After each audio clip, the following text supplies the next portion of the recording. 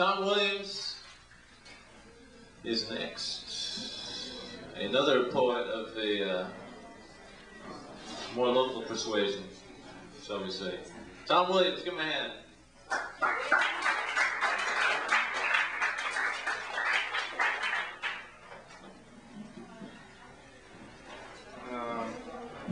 This is something that has kind of existed in little bits and pieces up till now. It's now the first two parts of what may or may not become a longer, more tedious work called, for now, Patterson Papers. Part 1, Leroy's Place. Old John Edward wheezes into Leroy's place, Brick Van Winkle beard down to the top button of his khaki fishing vest, flanked by VFW and Elks patches that hide a century's stains. Tufts of hair, that same cigar smoke white of his beard, peek out from under a sun-rotted beige straw cowboy hat. A gift from a long-forgetful grandchild. A gift that earned him the nickname Duke. Old John Edwards sits at that same middle stool in front of the counter seams, orders up some 75-cent Leroy toast, which is only cinnamon toast drizzled with clover honey, and makes a daily scan of the poster board tacked over the griddle that lists in grease-spattered red magic marker the same damn 40 kinds of muffins Leroy's been making since he came home from Korea with that mysterious back injury.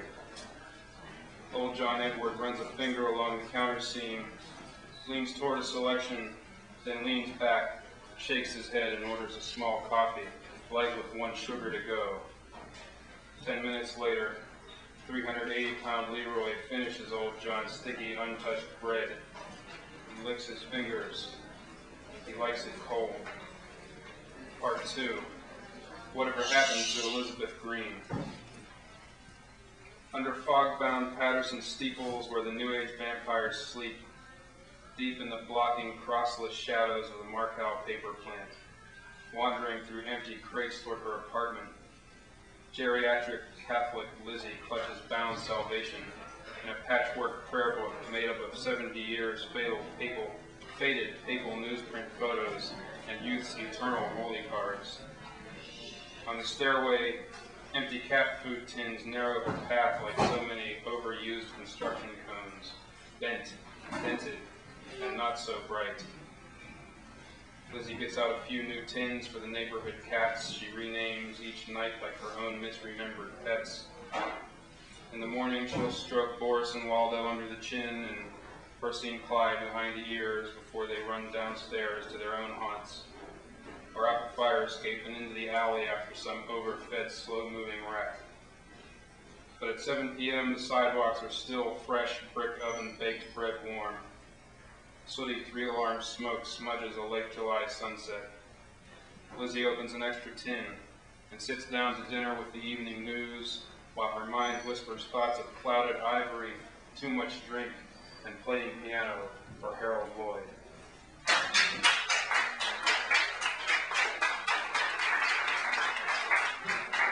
I am splitting the rest of this set with Rick McIntyre.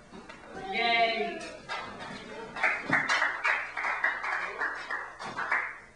Your Honor, may I address the jury? Thank you. If it pleases the people of the jury, this is my case against love. Now, it comes without a warning sign, and it leaves without event.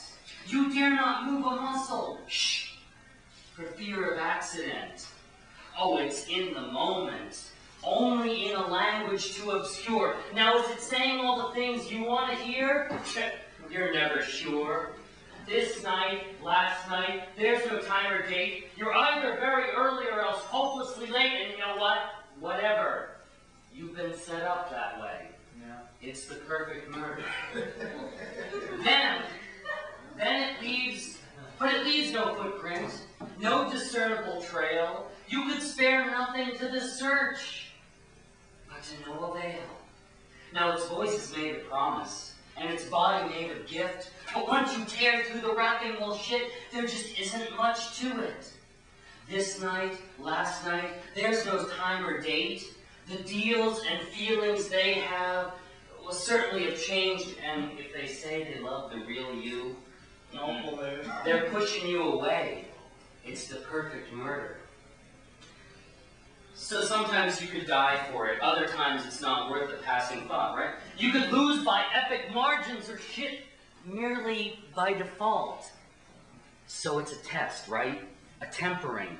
The way they make a blade, the way they make saints and heretics, the way all those things are made.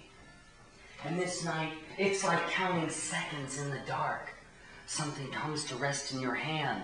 A slick and poisoned dart. You think you squeeze it out of reflex.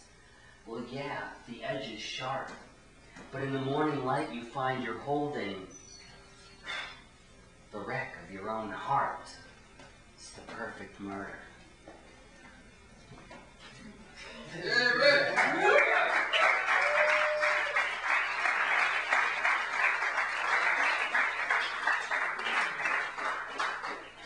Now, a lot of people have looked at me and said throughout your entire 30 goddamn years, you are incapable of having one successful relationship. Well, I'll tell you, in my 30 years, I've had one successful relationship. That's the one I'm in now. So, no shit. Some people knock on wood, I fire rifle shots at it. We slept all night together, and we never moved an inch that wasn't synchronized. Each touch, every breath. I remember saying to myself, yeah, I like this. And no words can ever do it justice. We're touch creatures. Say nothing. Shh. I came into your room, and like a traveler, you took me in, and all I wanted was to stay. As we took our clothes off over our heads, meeting each other eye to eye, knowing it's okay. We're safe here. Hey. Let the world outside keep its edges and straight lines. Let it keep its money and spend it where it will. Just for tonight, we're gonna break the law of gravity. I mean, screw like criminals and get away with it. Yeah, we're touch creatures. Try and cage us. And this morning, well, here we are. I mean, filthy, happy, clean as babies. As we pull back the covers, naked to each other, knowing it's okay.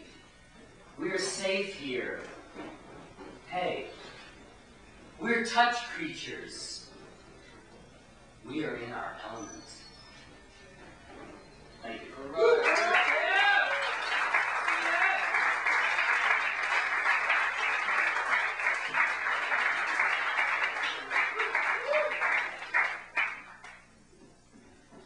That was Tom Williams, and then it was Mr. Rick McIntyre, one of the Boston Slam team members.